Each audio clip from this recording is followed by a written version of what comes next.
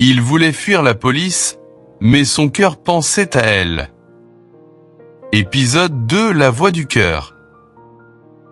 Naël venait de remettre la moto volée à sa place, évitant ainsi la plainte qui aurait pu le condamner. Il rejoignit le squat à pied, où toute sa bande l'attendait, l'air intrigué. Tous ses copains étaient déjà là et l'attendaient, étonnés, ne sachant pas où il était allé. Les saluant tous d'un check rapide, il alla s'asseoir sur un vieux canapé, tout usé, ramassé dans la rue, et servant un peu à tout. Farida, l'une des filles du groupe, toujours prête à le servir pour avoir ses bonnes grâces, lui apporta une canette de bière bien fraîche qu'il apprécia grandement. La remerciant d'un mouvement de la tête, il prit la boisson, l'ouvrit avec un décapsuleur qu'il avait toujours à la poche, et la but entièrement en l'espace de quelques secondes. Puis, regardant autour de lui, il s'aperçut que tous avaient les yeux rivés sur lui. En tant que leur chef, il n'était pas obligé de leur dire partout où il allait et personne n'osait le lui demander non plus. C'était une règle qu'il avait instituée pour lui-même. Par contre, chaque membre du groupe devait lui rendre compte de tout ce qui se passait dans la journée. Dès qu'il eut terminé de boire, il fit signe à Ahmed pour commencer la discussion. Ahmed ne se fit pas prier et raconta toutes les dernières nouvelles qu'il avait entendues sur des descentes de la police dans certains quartiers de la ville. D'après les informations, depuis ce matin, il y a plusieurs descentes de police et 2 gangs ont été démantelés. Naël, peut-être qu'il est temps de changer d'endroit avant que la police vienne nous chercher. Tu as raison, Ahmed. Restons sur nos gardes. Ça ne sent pas bon, cette histoire-là. Et, si l'un des gars parle de nous, on est fichu. Tu as trouvé un autre endroit où on peut se pieuter ? Oui, j'ai repéré un grand hangar désaffecté de l'autre côté du quartier. Ça pourra faire l'affaire quelque temps. Ok. Donc cette nuit, pas d'opération. On n'a pas de temps à perdre. On rassemble toutes nos affaires et on dégage vite d'ici. Mais, regardant tout le monde, Naël fut intrigué de l'absence d'un des garçons, Amine, le plus jeune de tous, et se leva d'un bond. Qui a vu Amine ? Personne ne put lui répondre. Amine était parti en début d'après-midi faire un deal avec un autre chef de gang et il n'était pas encore rentré. Ne me dites pas qu'il n'est pas revenu. Bon sang. Personne ne l'a accompagné ? Devant le silence des 3 garçons et des 2 filles, Naël commença à sentir la colère monter en lui. Il frappa la table d'un coup de poing et les insulta de tous les noms. Bande de demeurés, de dégénérés. Vous n'êtes même pas capable de protéger l'un des nôtres. Qui l'a laissé partir seul ? Qui va me répondre ? Bon sang. Léla, la 2e fille du groupe, une jolie fille aux cheveux noirs bouclés et avec un visage d'ange, prit un air grave pour lui expliquer la situation. Naël, on t'a cherché partout cet après-midi quand on a appris la nouvelle, mais tu n'étais pas joignable et tu nous as toujours dit qu'il ne fallait pas te poser de questions. Comment ça ? Je n'ai reçu aucun appel. Tu me racontes quoi, là ? Regarde sur ton téléphone, s'il te plaît.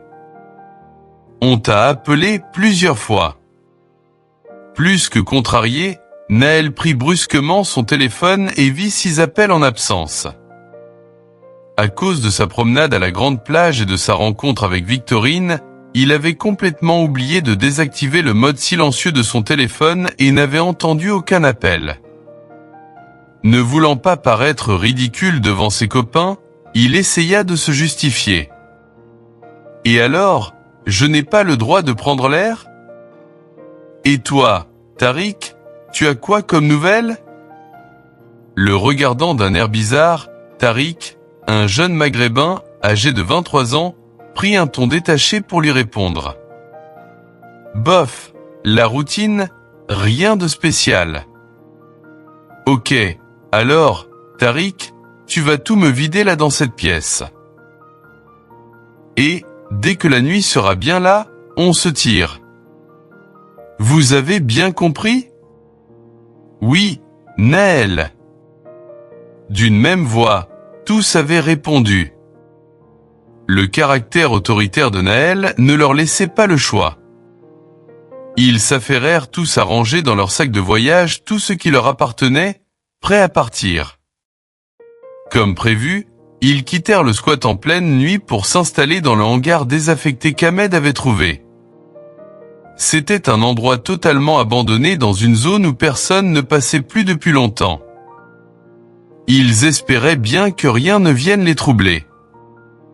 Toute la nuit, Naël, qui n'avait pas oublié sa rencontre avec Victorine, pensa beaucoup à elle et espérait bien la revoir. Cette fille avait un quelque chose qu'il n'avait jamais vu encore chez aucune fille.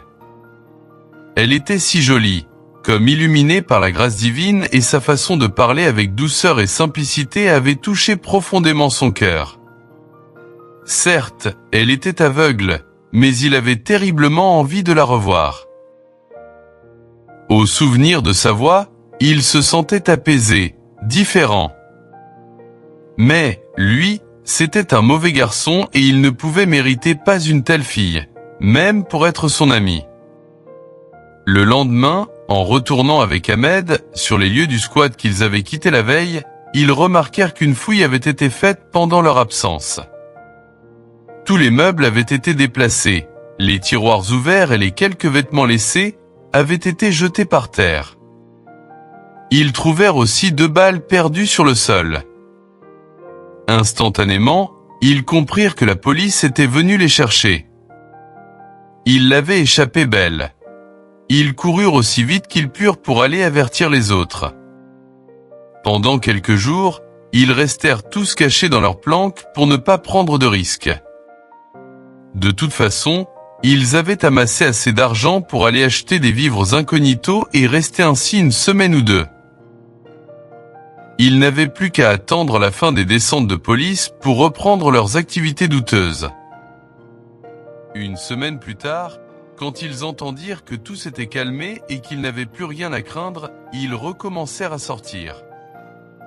Par précaution, les filles avaient eu l'intelligence de se procurer des perruques et des maquillages à moindre coût, ce qui leur permettait de ne pas être reconnus d'un jour à l'autre.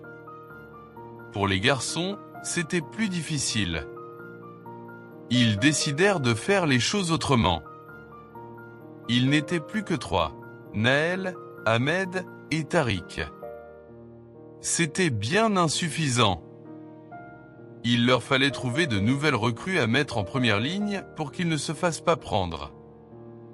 Alors, Naël donna l'ordre à Ahmed et Tariq d'aller à la recherche d'autres garçons de la rue, comme eux, en leur promettant une bonne rémunération s'ils faisaient ce qu'il leur demandait. Petit à petit, il commença à agrandir son groupe et envoya, comme il l'avait dit, d'autres jeunes pour faire son sale travail, sans avoir à se mouiller lui-même. Les jours passèrent et il avait presque oublié Victorine, quand il fit, un jour, un rêve sur elle. Il la vit en train de prier, et l'entendit prononcer son prénom dans ses prières.